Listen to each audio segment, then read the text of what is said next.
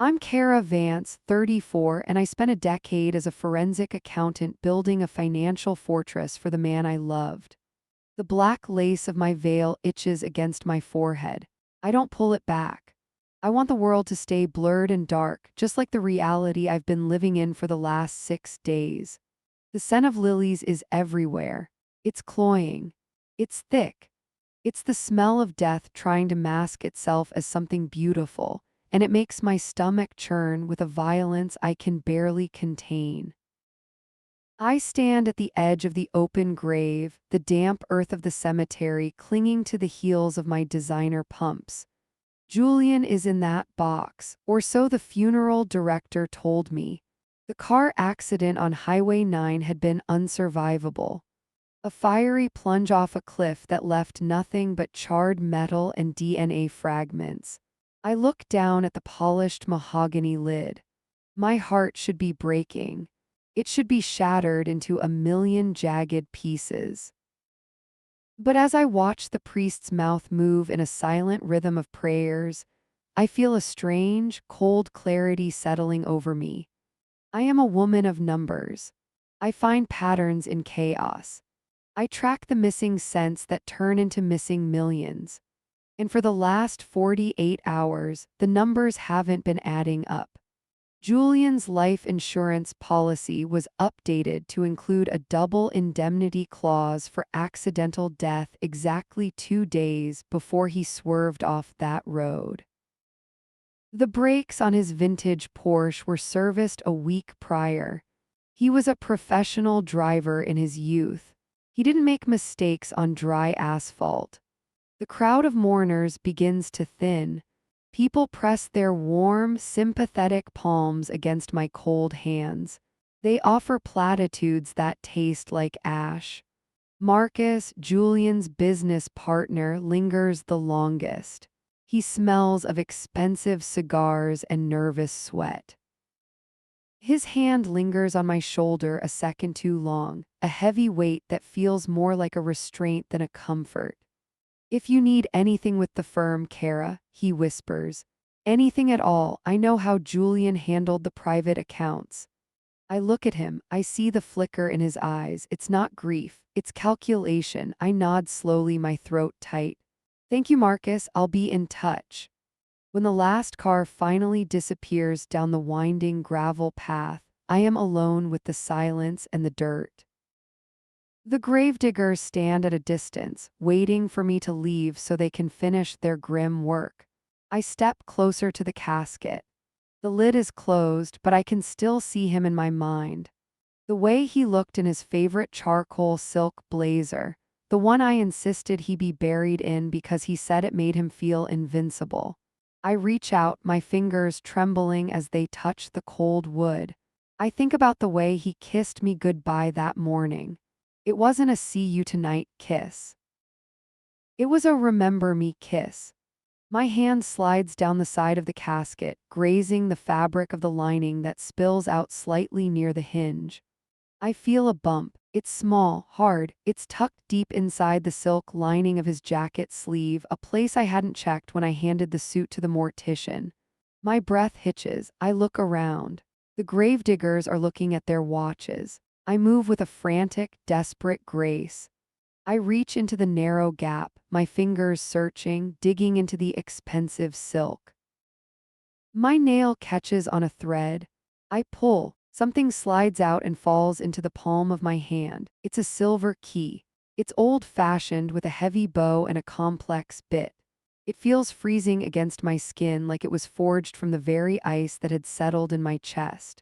There is no tag, no label, just a small engraving on the side, V104. My mind races through our assets, our penthouse in the city, the beach house in Malibu, the mountain retreat in Aspen. None of them use a key like this.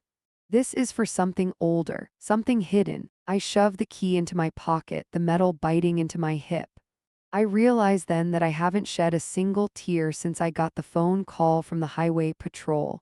I thought I was in shock. I thought I was numb. But as I walk back to my car, the truth hits me with the force of a physical blow. I wasn't crying because I knew deep in my bones that this wasn't an ending. This was a transition. Julian Vance didn't just die. He exited. I climb into the driver's seat of my SUV and grip the steering wheel until my knuckles turn white. I look at my reflection in the rearview mirror. My eyes are hard.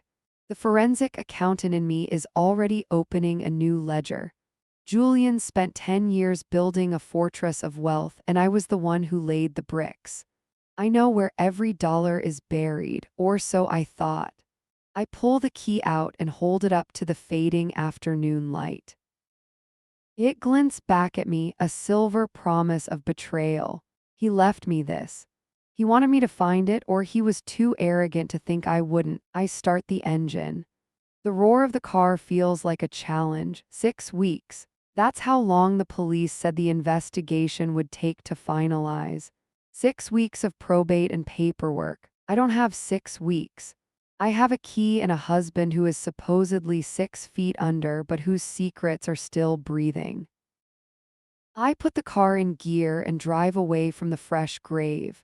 I'm not going back to our empty penthouse. I'm going to the one place Julian always went when he needed to clear his head. The place he never took me. The cabin in the North Woods that doesn't exist on any of our tax returns. The game is on, Julian. And I've always been better at the math than you. I'm Kara Vance, 34, and I spent a decade as a forensic accountant building a financial fortress for the man I loved. The silence of our penthouse was a physical weight. I sat on the edge of our king-sized bed, clutching the framed photo of our wedding day in Tuscany. Julian's smile in the picture looked different now. It looked like a mask. I ran my thumb over the mahogany frame and felt a slight unevenness on the back. My instincts, honed by years of auditing crooked CEOs, flared to life. I pried the velvet backing away with a kitchen knife. There, etched directly into the wood in Julian's precise architectural handwriting, were coordinates. I didn't pack a bag. I took my laptop, the silver key ID pulled from his casket, and a bottle of water. I drove. The Seattle skyline faded into the rearview mirror, replaced by the jagged, snow-capped peaks of the Cascades. 3 hours passed in a blur of gray asphalt and towering evergreens. The GPS on my dashboard led me off the main highway, then off the paved mountain roads, and finally onto a narrow gravel track that seemed to vanish into the throat of the forest. My heart hammers against my ribs like a trapped bird. Every bump in the road sends a jolt of adrenaline through my system. I am a woman of logic, but logic has no place here. I am following a dead man's breadcrumbs into the wilderness. The trees close in, their branches clawing at the sides of my SUV.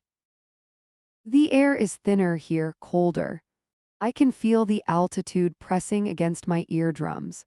I round a sharp bend shielded by a dense wall of ancient pines, and I hit the brakes so hard the tires skid on the damp needles. I stare through the windshield, my breath hitching in my throat. This isn't a cabin, it's a statement. It's a masterpiece of glass and burnished steel, perched on the edge of a hidden ravine. The design is brutalist yet elegant, a sharp contrast to the soft, chaotic green of the forest.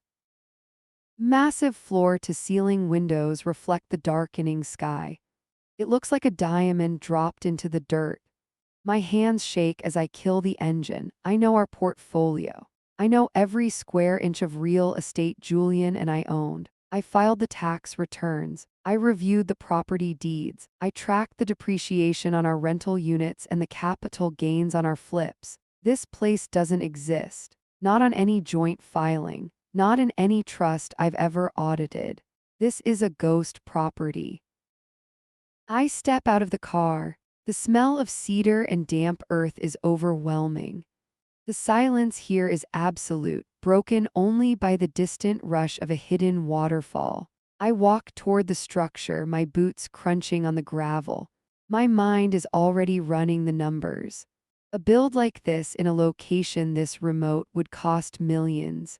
It would require specialized contractors, private permits, and a paper trail a mile long. Yet I found nothing. I, the woman who found the 3-cent discrepancy in a $10 million merger, missed an entire house. I reach the heavy steel door. There is no keypad, no smart lock, just a single, oversized keyhole that matches the silver bit in my pocket. I pull the key out. It feels heavy, a weapon in my palm. I slide it into the lock. It turns with a heavy, satisfying thunk that echoes through the trees. The door swings open on silent hinges. I step inside and the temperature drops. The interior is minimalist.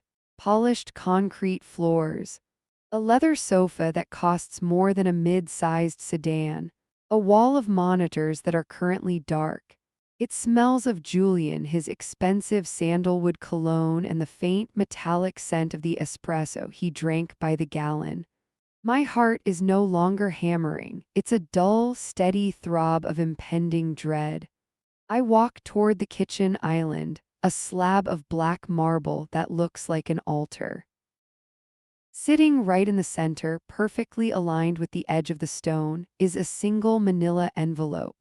My name is written on the front. I don't open it yet. I look around the room. On the far wall, a digital calendar is embedded in the glass. It's glowing. I move closer, my shadow stretching long across the concrete. The calendar is marked with a single date, 6 weeks from the day of Julian's funeral. Today, I look at the envelope. My fingers are numb as I pick it up. This wasn't an accident. Julian didn't just die. He built this place as a stage for the final act. I tear the top of the envelope. Inside is a thumb drive and a single sheet of paper with a list of offshore account numbers I've never seen. At the bottom of the page, there's a note. Kara, you always said the numbers never lie. Now I need you to see the truth behind them. Look at the footage from the dash cam, 11:14 p.m., the night of the crash. I feel a cold sweat break out across my neck. I walk to the bank of monitors and plug the drive into the main console. The screens flicker to life, bathing the dark cabin in a harsh blue light. I find the file. I hit play. The video is grainy, high angle. It's Julian's Porsche. He's driving. He looks calm. Too calm for a man about to die. But as the car approaches the curve on Highway 9, I see something that makes me scream into the empty room. Another car is waiting. A black sedan. And as Julian's Porsche nears the cliff, he doesn't swerve. He doesn't brake. He slows down, opens the door, and rolls out onto the pavement seconds before the car hits the guardrail. The man who went over the cliff wasn't Julian. I stumble back, hitting the marble island. My husband is alive. And if he's alive, the man I buried is a stranger. I look back at the screen, and that's when I see the face of the person who helped him. The person standing by the black sedan holding a medical kit. It's Marcus, his business partner. The man who comforted me at the grave. My grief evaporates, replaced by a white-hot, terrifying clarity. I wasn't just his wife, I was his cover. And now I am the only person left who knows how to tear his fortress down.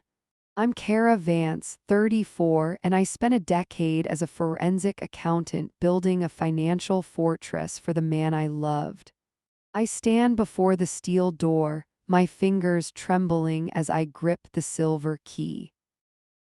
The North Woods air is a cold blade against my neck, smelling of damp pine and ancient secrets. I slide the metal into the lock. It doesn't just fit, it belongs. I turn it. A heavy metallic click vibrates through my arm and settles deep in my marrow. The door doesn't creak. It glides open on silent, expensive hinges. I step into the darkness, and the air inside is stale and chilled to a precise, artificial temperature. Suddenly, a soft hum fills the room. Recessed LED lights flicker to life, bathing the space in a sterile white glow. I gasp, my hand flying to my throat. My heart is a frantic drum against my ribs. One entire wall of the main room is a mosaic of glass and light.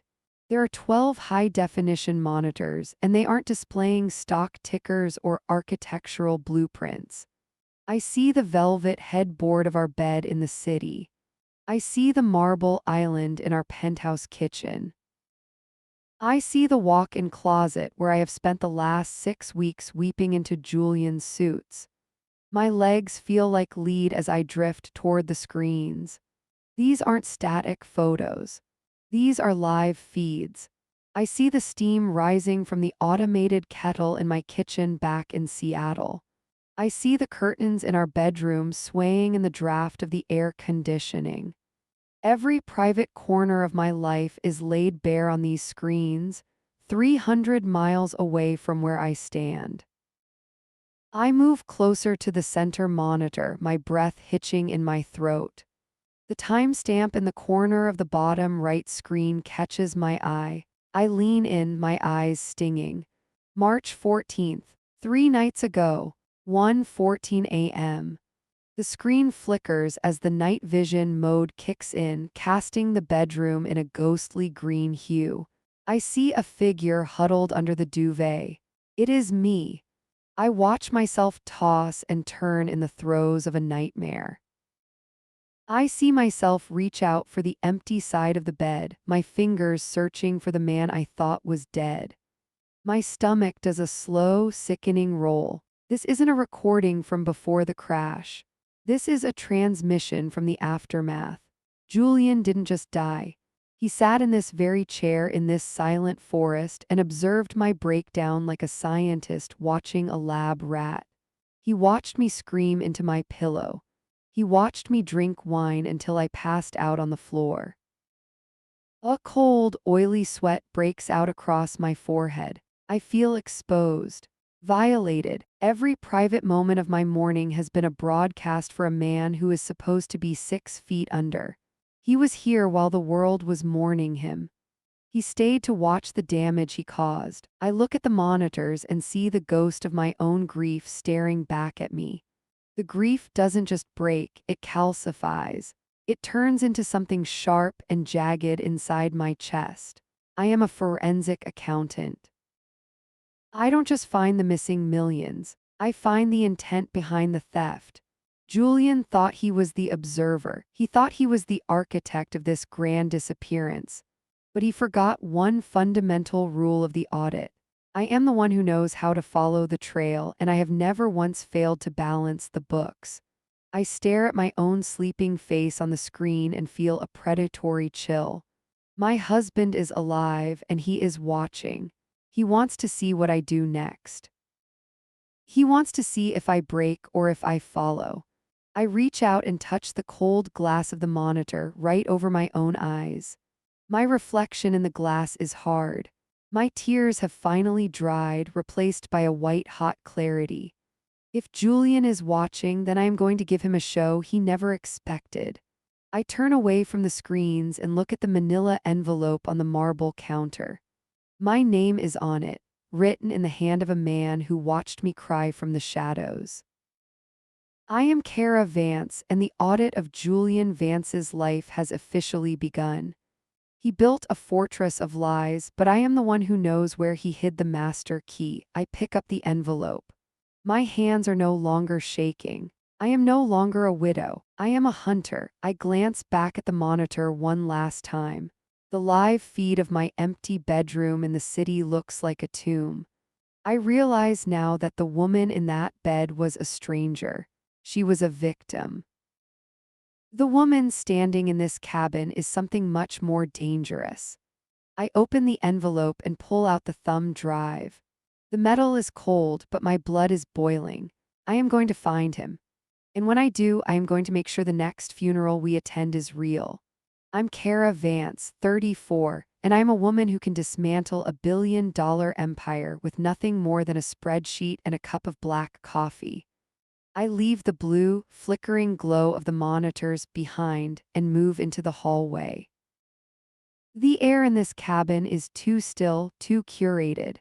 Every step I take on the polished concrete feels like a transgression. I reach the master bedroom and push the door open. The hinges are silent, but the air that greets me is heavy with the scent of cedar and the sharp chemical tang of floor wax. The room is a carbon copy of our bedroom in the city penthouse, but stripped of its soul. The bed is a monolith of charcoal silk and sharp angles. There are no photos on the nightstands.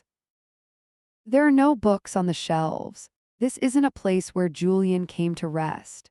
It is a place where he came to hide. I stand in the center of the room, my forensic instincts screaming. I've spent my life looking for the things people try to bury in the margins.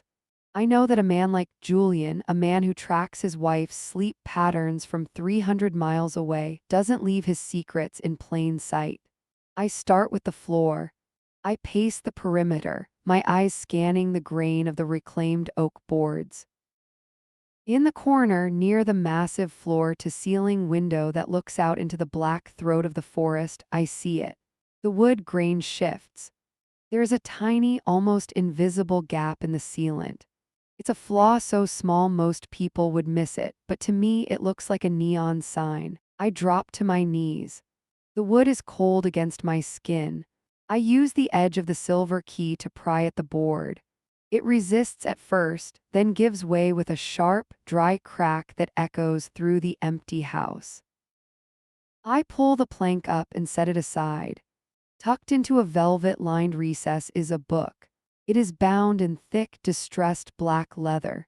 It's heavy, the weight of it pulling at my wrists as I lift it out. My fingers trace the spine. There is no title, no gold leaf lettering. Just the cold, dead weight of paper and ink. I sit back on my heels, my heart hammering against my ribs like a trapped bird. I open the first page. The handwriting is Julian's. It's elegant, slanted, and terrifyingly precise. I recognize the names on the first page immediately. These are the people who sat at our dinner table. These are the people who toasted to our 10th anniversary with vintage crystal. These were our inner circle. But they aren't listed as friends. They are listed as assets. I see the name of Arthur Sterling, the senior partner at the firm where I worked. Next to his name is a date and a number, $4.2 million. Underneath, in Julian's cold script, is the word facilitation. My breath hitches. Arthur wasn't Julian's mentor. He was his gatekeeper. He was the one who made sure my audits never looked too closely at Julian's shell companies.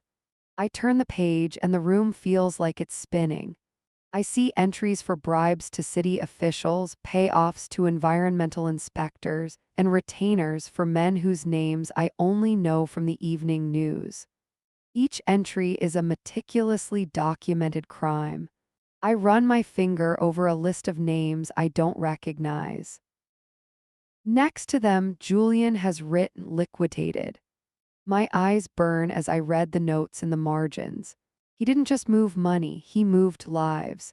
He would find small, family-owned logistics companies, squeeze their credit lines until they suffocated, and then buy their remains for a fraction of their value. I see a note about a man named Elias Thorne. Subject refused to sell. Foreclosure initiated via Bank of Seattle. Assets seized May 12th. I remember that name. It was a headline 3 years ago. A man who lost everything and took his own life in the lobby of his own warehouse. Julian hadn't just outsmarted him, he had hunted him. The lifestyle I thought we earned, the private jets, the diamonds, the prestige, wasn't built on Julian's genius. It was built on the bones of the people he broke. I feel a wave of nausea so violent I have to lean my head against the bed frame. I have spent my career hunting white-collar predators, never realizing I was sleeping next to the king of them. I flip to the very back of the ledger. The ink here is fresher. The dates are from only a few months ago. I find a section titled Project Phoenix. My name is at the top of the list. Kara Vance, the perfect witness. Status unaware, utility high. I feel a cold, oily sweat break out across my neck. I wasn't his partner. I wasn't even his wife. I was his insurance policy. He chose me because of my reputation. He knew that if a forensic accountant of my caliber stood at his funeral and swore his books were clean, no one would ever look for the truth. I was the ultimate camouflage. I stare at the word utility. It's a word for a tool, a word for a hammer or a wrench. My grief doesn't just evaporate, it crystallizes into a sharp, jagged weapon. I look at the list of offshore accounts at the bottom of the page. Tens of millions of dollars hidden in places the sun never touches. Julian is out there right now, watching me through those screens, waiting for me to find this. He wants me to see how powerful he is. He wants me to realize that I have nowhere to go. But he made one fatal mistake. He taught me how he thinks. He showed me the architecture of his lies. And he forgot that while he was watching me, I was learning how to balance the books. I stand up, clutching the ledger to my chest. The weight of it no longer feels heavy. It feels like ammunition. I walk back toward the main room, toward the bank of monitors where my own face is still frozen in sleep. Julian is alive. He is watching, and he thinks he's the one in control. I look directly into the camera lens hidden in the corner of the ceiling. I don't hide the ledger, I hold it up. I want him to see it. I want him to see the exact moment his insurance policy becomes his executioner. The audit is over, Julian. Now it's time for the collection. I'm Kara Vance, 34, and I have spent my entire career proving that numbers don't lie, even when the people behind them are monsters. I am a forensic accountant. I find the rot hidden in the gold leaf. I dismantle empires with a keystroke and a cup of black coffee. But standing in this secret cabin, clutching the black ledger that proves my entire marriage was a calculated fraud, I feel like the one being dismantled. The weight of the book is cold against my chest. My eyes are fixed on the camera lens tucked into the crown molding. I know Julian is out there. I know he is watching my chest heave, watching the way my knuckles have turned a ghostly white as I grip his secrets. I want him to see me. I want him to see the exact moment his perfect witness becomes his most dangerous enemy. The silence of the forest outside is heavy. It presses against the glass walls of the cabin like a physical weight. Then I hear it. Creak! It is a sharp, unmistakable groan of wood. It comes from the direction of the kitchen, just behind the marble island. My heart doesn't just beat, it slams against my ribs, a frantic, visceral rhythm that makes my vision blur at the edges. Adrenaline floods my system, turning my blood into liquid fire. I am not alone. I don't think, I move. My hand sweeps across the countertop, my fingers closing around the cold, heavy neck of a lead crystal decanter. The amber scotch inside sloshes violently, the glass heavy enough to crack a skull. I spin on my heel, my feet finding a wide, defensive stance on the polished concrete floor. I raise the decanter, my muscles coiled, my breath coming in jagged, shallow rasps. "Who's there?" I snarl. My voice sounds foreign to me, hard, jagged, and stripped of all the softness I used to carry for Julian. A shadow shifts in the hallway. A woman steps into the pale, flickering light of the computer monitors. I freeze. My grip on the decanter doesn't loosen, but my mind reels. She looks like a ghost that hasn't found its way to the grave. Her skin is the color of old parchment, translucent and sickly under the harsh LED glow. Her eyes are a swollen, angry red, the kind of red that only comes from days of relentless, gut-wrenching sobbing. She is wearing a trench coat that looks 2 sizes too big for her frail frame, and her hair is a tangled, chestnut mess. She doesn't flinch at the weapon in my hand. She doesn't even look at me. Her eyes are locked on the black ledger I'm clutching against my ribs. "I'm the woman who came before you," she says, Her voice is thin and dry, like dead leaves skittering across a sidewalk. It's a sound of pure exhaustion. She steps further into the room and I see the tremor in her hands. She looks older than me, maybe 40, but her face is etched with a weariness that adds decades. "I'm Sarah," she says, her voice gaining a tiny, sharp edge. "Sarah Vance. We were married in a small courthouse in Vermont 12 years ago, 5 years before he ever laid eyes on a perfect witness like you." The floor feels like it's tilting beneath my feet. I feel a wave of nausea so violent I have to swallow hard to keep from retching. Sarah Vance, another wife, a real wife. I think of our wedding photos, the white lilies, the vintage crystal, the way Julian looked at me with what I thought was soul-deep adoration. It was all a script. I wasn't just his insurance policy, I was his second act. "He's dead," I whisper, the lie tasting like ash in my mouth even though I know he's alive. I'm testing her. Sarah laughs. It's a hollow, bitter sound that chills the marrow in my bones. "He's as dead as he needs to be to get what he wants. He told me he was going to fix it. He told me that death was the only way to get the payout. He promised me the insurance money. All of it. $5 million to disappear and meet him in Zurich." She takes a step closer. The smell of her hits me, stale cigarettes and cheap motel soap.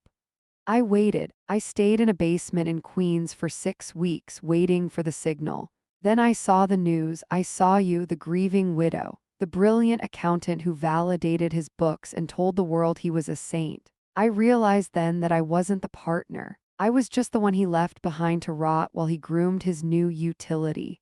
She points a shaking finger at the ledger. "Give it to me, Kara. That book is my ticket out. He owes me. He owes me for the 7 years I spent helping him build those shell companies before he decided I was a liability and replaced me with a younger, smarter model." I pull the ledger back, holding it tighter. My mind is racing through the numbers. 5 million. The insurance policy I signed as the primary beneficiary. Julian didn't just fake his death to escape his crimes. He did it to double-cross the woman who helped him build the empire. Promised her the money, but he made sure I was the one who legally controlled it. He set us on a collision course. "He's watching us right now, Sarah," I say, my voice steadying. I look at her, this broken, desperate woman, and I don't see an enemy. I see a mirror. I see what happens when Julian Vance is done with a person. "I don't care who's watching," she screams, her voice cracking with a decade of suppressed rage. "I want what's mine. Give me the book." She lunges at me. I drop the decanter. It shatters on the concrete, the smell of scotch exploding into the air. I sidestep her, my forensic mind already calculating the next move. Julian wanted us to fight. He wanted us to destroy each other so he could walk away clean. But I am Kara Vance. I don't follow the script. I rewrite the audit. "Stop!" I yell, grabbing her by the shoulders. "If you take this book, he wins. If we take him down, we both get everything." Sarah freezes, her chest heaving against mine. For the first time, she looks me in the eye. In the reflection of the computer monitors, I see two women, two wives, standing in the wreckage of the same man's lies. The audit isn't just about the money anymore. It's about the blood. And Julian is about to find out that when you betray two wives, you don't just lose your fortune. You lose your life. I'm Kara Vance, 34, and I have built my life on the absolute certainty that numbers don't lie.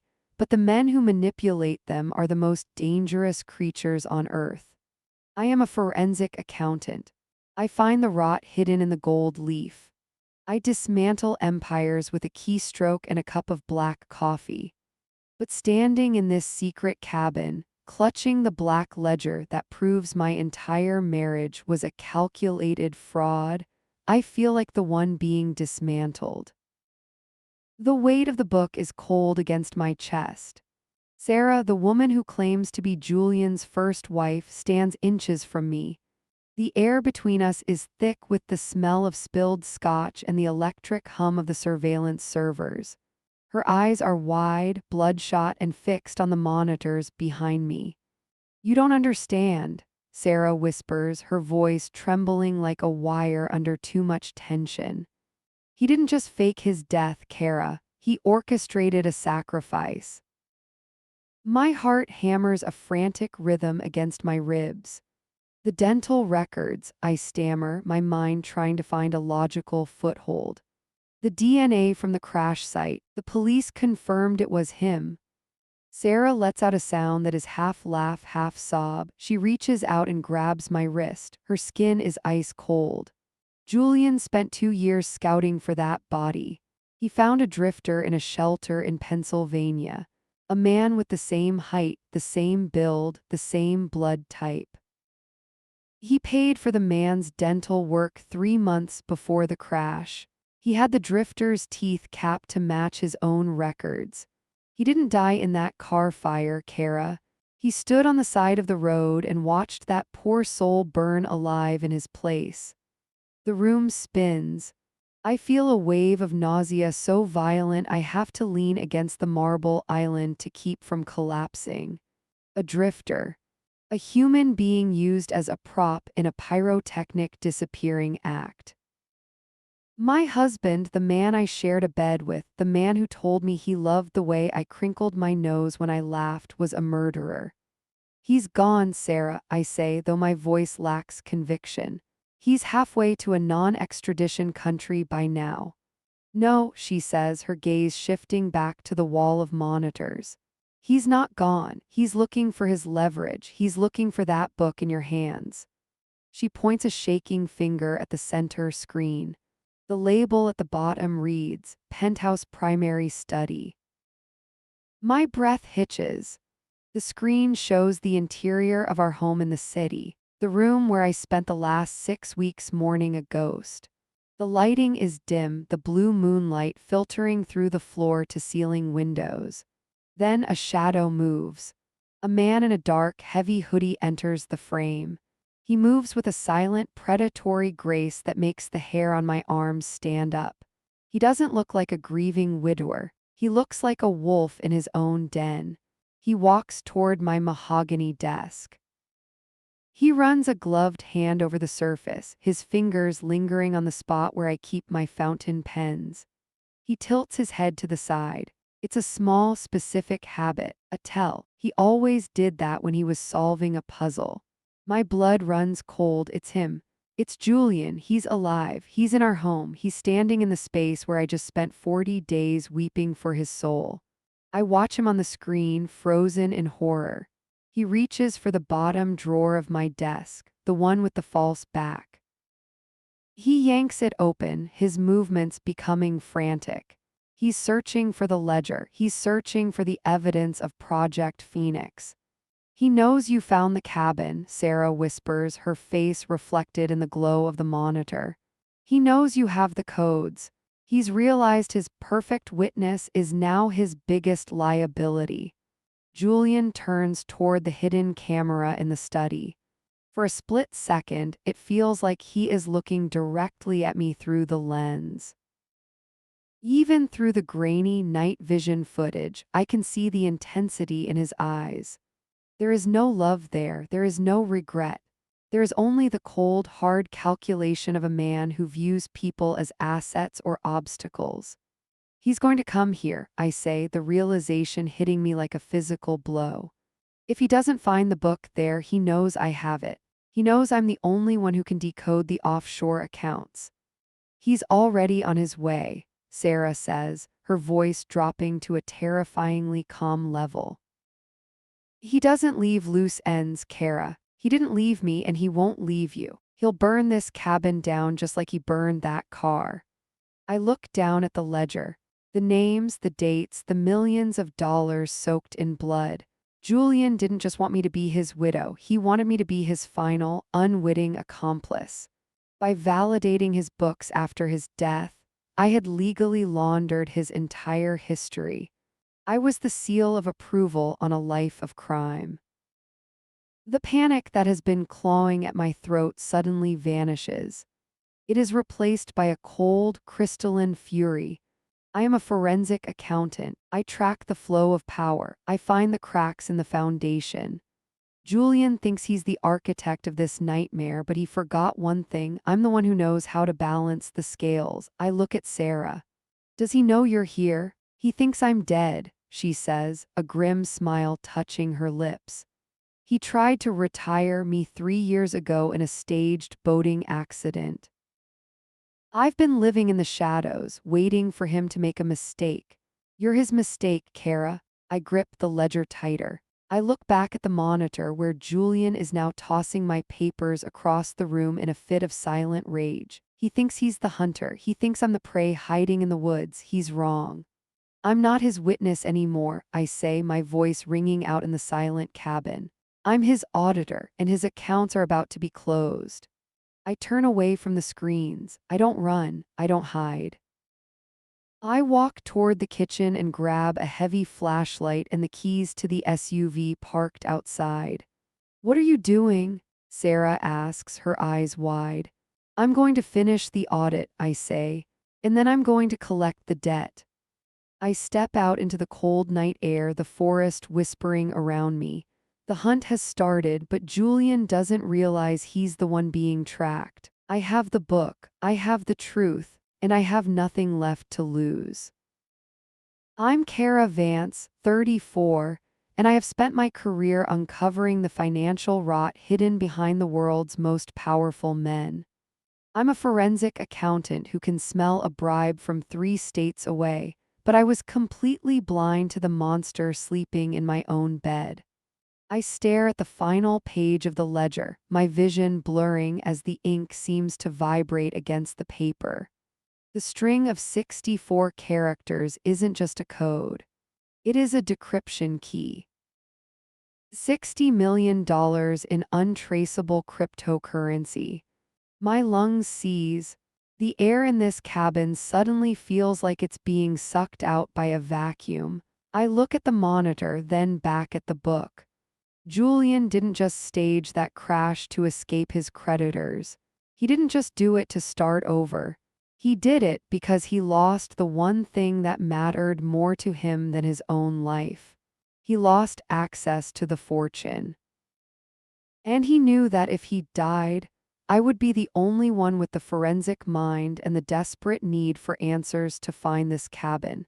He didn't leave this for me out of love. He left it as a breadcrumb trail. He faked his death to see if I would lead him back to the money. I am his bloodhound. I am the unwitting pawn in a $60 million endgame. I look at Sarah. She is standing by the shattered decanter, her chest heaving, her hands stained with the dust of the cabin. She looks at the ledger in my hands, then her eyes drift to the screen where the shadow of Julian is still prowling our city home. He's using you, she says, her voice a jagged whisper. He knew you'd find it. He knew you couldn't resist a puzzle. He used both of us, I reply. My heart is a drum in my ears. Thud, thud, thud. I feel a cold, crystalline clarity settling over me. The grief that has been a heavy shroud for 6 weeks suddenly evaporates. In its place is a searing, white-hot rage. I look at Sarah's face. The woman he replaced, the woman he tried to erase. I see the same flicker of fire in her pupils that I feel in my soul. We are 2 ghosts of the same man. We are the wreckage he left behind in his pursuit of a digital throne. He's waiting for me to move, I say, my voice dropping to a level I don't recognize. It's the voice I use when I'm about to bury a CEO in a mountain of evidence. He's waiting for the signal that the key has been activated. He thinks I'm going to run to him. He thinks I'm going to beg for an explanation while I hand him the keys to the kingdom. Sarah steps closer. The smell of the spilled scotch is cloying, thick enough to taste. She looks at the screen, then at the heavy flashlight in my hand. What are we going to do? She asks. I look at her, truly look at her. She isn't my enemy. She is my predecessor. She is the warning I ignored. We aren't going to run, I say. I walk over to the server rack. The lights blink in rhythmic patterns, green and amber. I can feel the heat radiating from the processors. Julian is watching. He is waiting for his perfect witness to deliver his prize. He thinks he's the one haunting us, I whisper, my fingers hovering over the keyboard. He thinks he can play dead and watch us scramble through the dirt, but he forgot one thing. I look at Sarah and hold out my hand. After a heartbeat of hesitation, she takes it. Her grip is like iron. What did he forget? She asks. He forgot that ghosts don't have anything left to lose, I say. And they don't stay in the shadows forever. It's time we started haunting him back. I sit down at the terminal. My fingers fly across the keys with the muscle memory of a woman who has spent 10,000 hours dismantling lies. I don't input the decryption key into the offshore account Julian is monitoring. Instead, I begin to reroute the signal. I'm not just going to take the money. I'm going to make him watch as I set fire to every safety net he ever built. He's coming here, Sarah warns, her eyes fixed on the door. If he sees the key is active, he'll be here within the hour. I know, I say. I feel a strange, terrifying smile tugging at the corners of my mouth. I want him to come. I want him to walk into this cabin thinking he's the victor. I want to see the look on his face when he realizes he's walking into his own wake. I pull up the surveillance feed for the cabin's perimeter. The woods are dark, the trees swaying like jagged teeth against the moon. Somewhere out there, the man I loved is moving toward us. He thinks he's the hunter. He thinks he's the architect of this grand deception. I look at the black ledger. I look at the woman standing beside me. Sarah, I say, my voice steady and cold. Do you know how to set a trap? She looks at the monitors, then back at me. A grim, dark understanding passes between us. We are no longer the wives of Julian Vance. We are the architects of his ruin. I've had 3 years to think about nothing else, she says. I nod. I turn back to the screen and enter the first sequence of the code. The server hums louder, a low growl that vibrates through the floorboards. The trap is set. The bait is $60 million, and the prey is a man who thinks he's already dead. I am Kara Vance. I find the rot. I balance the books. And Julian Vance is about to find out that his debt to us is finally due. I'm Kara Vance, 34, and I've spent my career tracing the invisible bloodlines of money to expose the monsters who think they're gods. I'm a forensic accountant who can dismantle a multi-billion-dollar empire with nothing but a keyboard and a grudge.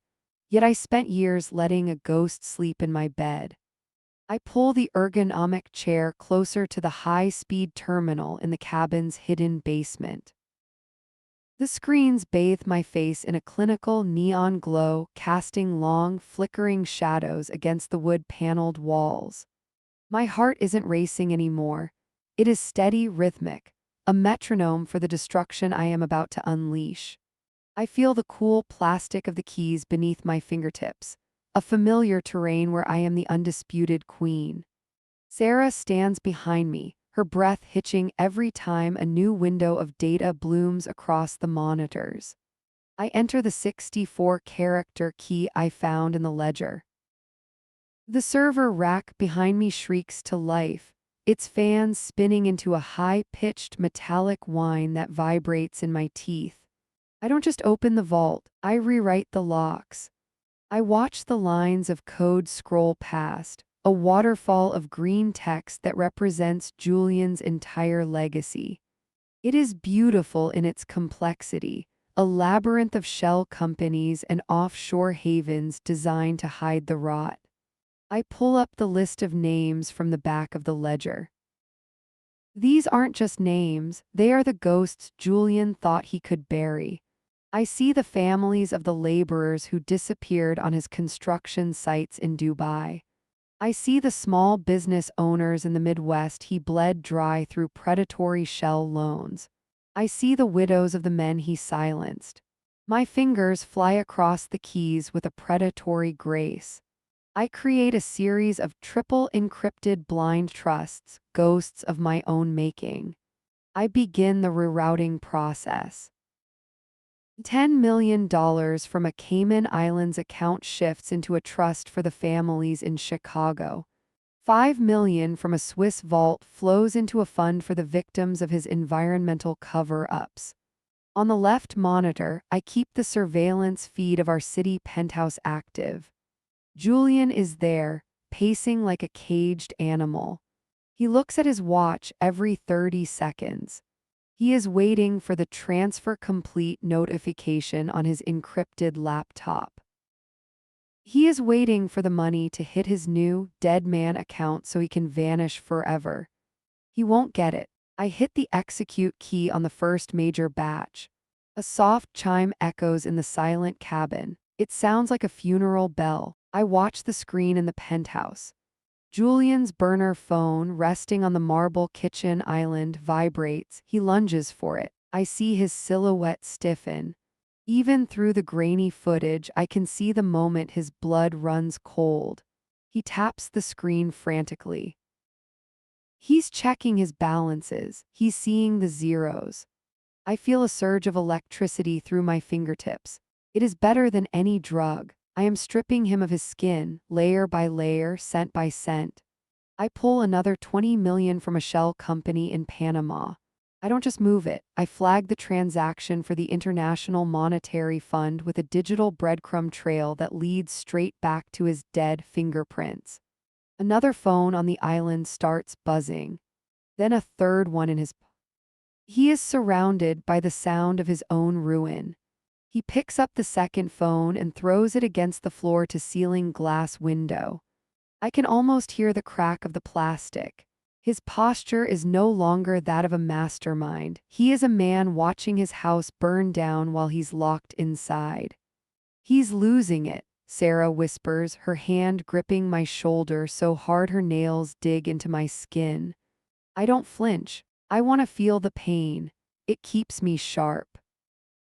He hasn't lost anything yet, I say, my voice a jagged edge in the dark. He's only just started paying the debt. I pull up his primary offshore account, the one he's been using to fund his resurrection. I don't transfer the balance to a trust. I simply delete the access codes and lock the funds in a legal limbo that will take the FBI 10 years to untangle. I watch him on the screen, his hands gripping his hair, his mouth open in a silent, jagged scream of fury. He knows. He knows his perfect witness is sitting at a terminal somewhere, methodically erasing him from the world. The cabin hums with the heat of the processors. The smell of hot electronics and ozone fills the room. It smells like victory. I see Julian grab a heavy coat and a duffel bag. He's heading for the door. He's realized he can't fight a war from a penthouse when his weapons have been turned against him. He's coming for the source. He's coming for me. I enter the final sequence of commands. I set a logic bomb in his primary server that will wipe every trace of his encrypted communications the moment he tries to log in again. I am making him a ghost in truth. A man with no money, no identity, and no way to hide. I sit back in the chair, the blue light of the screens reflecting in my eyes. I am Kara Vance. I have balanced the books. I have found the rot and I have excised it. I look at the screen one last time as Julian disappears from the penthouse frame. I reach over and click the end session button. The monitors go black, plunging the cabin into a heavy, suffocating darkness. He's on his way, Sarah says, her voice trembling. I stand up, my legs steady, my mind a cold, clear lake. I grab the heavy flashlight from the desk. Good, I say. I've been waiting 6 weeks to look a dead man in the eye and tell him he's bankrupt. I'm Kara Vance, 34. And I've spent my career tracing the invisible bloodlines of money to expose the monsters who think they're gods. I'm a forensic accountant who can dismantle a multi-billion-dollar empire with nothing but a keyboard and a grudge. Yet I spent years letting a ghost sleep in my bed. The air in the cabin is thick with the scent of cedar and desperation. I stand before the hearth, watching the orange tongues of flame lick hungrily at the dry pine logs I've piled high. The heat radiates against my shins, a sharp contrast to the biting mountain chill seeping through the floorboards. I intentionally open the flue only halfway, letting a thin, aromatic veil of wood smoke curl into the room. I want the scent to cling to my clothes. I want it to be the first thing he smells when he walks through that door. I want him to know that I am the one holding the match to his carefully constructed life. In my left hand, I grip the burner phone I pulled from the hidden compartment in Julian's desk. It is a cold, black slate of glass and plastic. My thumb hovers over the screen. This is the private number. The one his legal team told me was disconnected the day his body was supposedly pulled from the wreckage of that charred car. It was a lie, just like his wedding vows. Just like the way he used to tuck my hair behind my ear before whispering that he'd never leave me. I look up at the monitors. The surveillance feed from our city penthouse is crystal clear. I see Julian. He is no longer the composed, untouchable architect of my dreams. He is a frantic shadow. He is pacing the length of the marble kitchen island, his hands shaking as he stares at a laptop screen that is currently showing a series of catastrophic account closed notifications. I've moved the last of the liquid assets. I've left him with nothing but a digital trail of breadcrumbs leading straight to this mountain ridge. I dial the number. The ringing is loud in the silence of the cabin. One ring, two. On the screen, I watch Julian freeze. He looks at the phone in his hand as if it's a live grenade. He doesn't recognize the caller ID, but he knows the line. It's the line that was only supposed to ring if his plan was successful. It's the line that represents his rebirth. He answers. He doesn't say a word. I can hear his ragged, uneven breathing through the speaker. It sounds like a dying engine. "The fire is beautiful tonight, Julian," I say. My voice is steady. It is the coldest sound I have ever made. The cedar is popping in the grate. It reminds me of the bonfires we used to have on the beach. Do you remember? On the monitor, Julian's knees buckle. He grabs the edge of the island to keep from falling. His face is pale, a ghostly white under the recessed lighting of the penthouse. "Kara," he whispers. The name sounds like a prayer and a curse all at once. How are you on this line?" "I'm at the sanctuary, Julian," I tell him, stepping closer to the hearth. I let the crackle of the burning wood carry over the line. "I'm sitting in your secret chair. I've read your ledger. I've met Sarah. She's standing right here watching the smoke rise with me." I look at Sarah. She is a statue of grief and rage, her eyes fixed on the phone in my hand.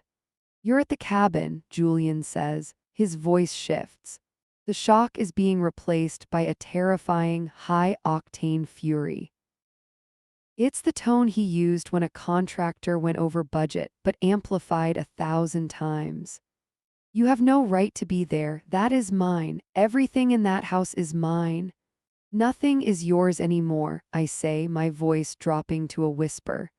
"I've rerouted the offshore accounts. I've flagged the shell companies for the IRS.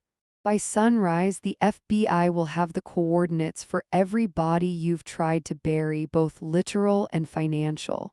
You're not a ghost, Julian. You're just a man who's run out of places to hide." He lets out a sound that isn't human. It's a guttural, primal scream of pure rage. I watch him on the screen as he picks up a crystal decanter from the counter and hurls it at the wall. It shatters into 1,000 glittering diamonds of glass. "I will kill you," he roars into the phone. "I gave you everything. I made you. You think you can steal my life? I'll burn that mountain to the ground with you inside it." "Then you'd better hurry," I say, my heart hammering against my ribs like a trapped bird. "The fire I've started isn't just in the hearth, Julian. It's in the wires. It's in the bank accounts. It's in the very foundation of who you think you are." If you want to save what's left of your soul, you have about 40 minutes before the road is blocked. I hear the sound of a heavy door slamming through the phone. Then, a second later, the high-pitched, violent screech of tires against concrete. It's a sound of desperation. I watch the penthouse feed as he disappears from the frame, leaving behind a ruined room and a life of lies. I click the phone off. The silence that follows is heavy, pressing against my eardrums. The only sound is the rhythmic pop and hiss of the wood. My palms are sweating and my breath is coming in short, sharp gasps. The adrenaline is a flood in my veins, making my vision sharpen. He's coming, Sarah says. She isn't asking, she heard the tires. He's coming, I confirm. I look at the hearth. The wood smoke is thicker now, swirling toward the ceiling in gray ribbons. I walk to the window and look out at the winding mountain road. It is a ribbon of black asphalt disappearing into the dark pines. Somewhere down there, a man I once loved is driving a high-performance machine at lethal speeds, fueled by a rage that has been years in the making. He thinks he's coming to reclaim his kingdom. He thinks he's the hunter. I grip the edge of the windowsill until my knuckles turn white. My reflection in the glass is a stranger's, a woman with hard eyes and a mouth set in a grim line. I am no longer the grieving widow, I am the architect of his reckoning. Let him come, I whisper to the cold glass. I've spent 6 weeks mourning a dead man. I think it's time I finally met the monster he became. The smell of the smoke is everywhere now, a bitter perfume of the end. I stand in the center of the room and wait for the sound of headlights cutting through the trees. The trap is set. The fire is burning. And for the first time in my life, I am the one holding all the keys. I am Kara Vance, 34, and I am the woman who turned a dead man's secret sanctuary into his federal prison cell. My hands are shaking, but not from the cold or the fear that has haunted me for 6 weeks. It is the sheer, electric current of adrenaline surging through my fingertips. For years, I was the supportive wife, the forensic accountant who looked at the numbers Julian gave me and never questioned the man behind them. Today, I am the one who corrected the books.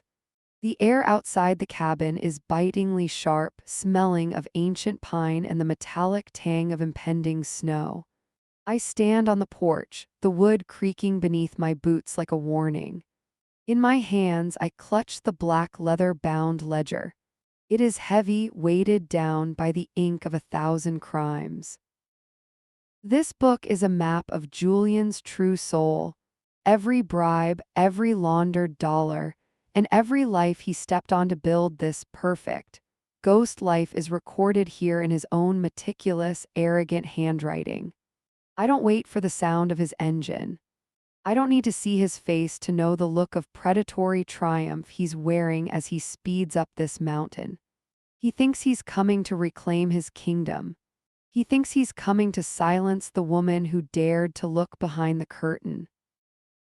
I lean over and place the ledger on the small, weathered wicker table next to the front door. It looks domestic and innocent sitting there, a silent witness waiting for its master. I pick up a heavy, jagged river stone from the garden bed and place it firmly on top of the book. I want to make sure the mountain wind doesn't scatter the evidence of his demise before the right people find it. "Is it done?" Sarah asks. I turn to see her standing by the passenger side of my car. She looks fragile in the moonlight, her coat huddled around her, her eyes wide and glassy with a mixture of terror and relief. She was his backup plan, his other life, and yet she is the one helping me dismantle him. "It's done," I say. My voice is a low, steady rasp. The ledger is exactly where they'll find it, and the doors are unlocked. He can walk right into his own trap. I walk toward the car, my heels crunching on the frozen gravel. Every step feels like I am shedding a layer of the woman I used to be. I slide into the driver's seat, and the interior of the car smells of stale coffee and Sarah's floral perfume. I grip the steering wheel, my knuckles white against the black leather. I can feel the vibration of the engine as I turn the key, a low mechanical growl that echoes through the silent trees.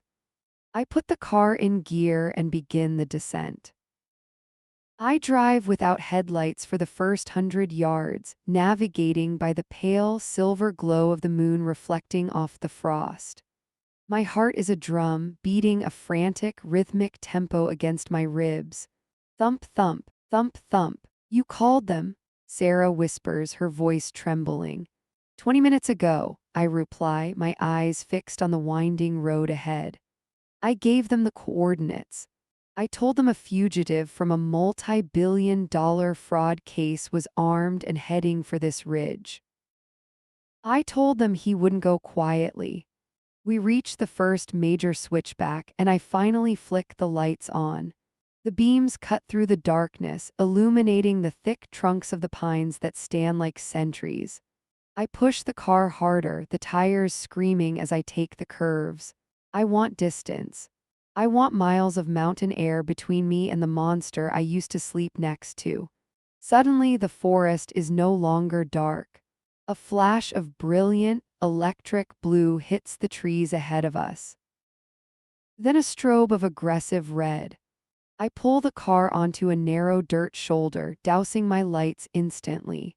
We sit in the suffocating silence of the cabin, watching as a convoy of 3 black, unmarked SUVs roars past us, heading up the incline.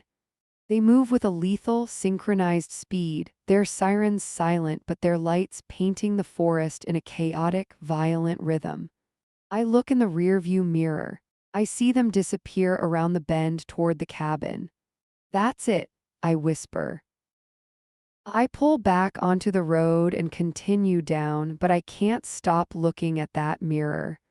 I see the glow of the police lights reflecting off the high canopy of trees near the summit. I imagine the scene. Julian pulling his sleek, stolen car into the driveway. He sees the ledger.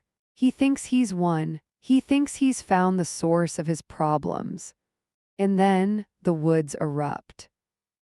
The image of him being forced to the gravel, his face pressed into the dirt of the sanctuary he built with blood money, fills me with a cold, jagged satisfaction.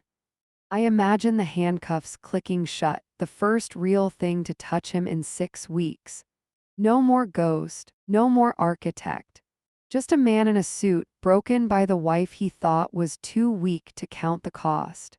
I reach the base of the mountain where the air feels heavier, thicker with the humidity of the valley.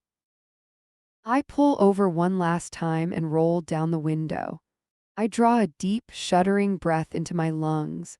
It doesn't taste like wood smoke or cedar anymore. It tastes like ozone. It tastes like rain. It tastes like the first day of the rest of my life. I am Kara Vance. I have balanced the books.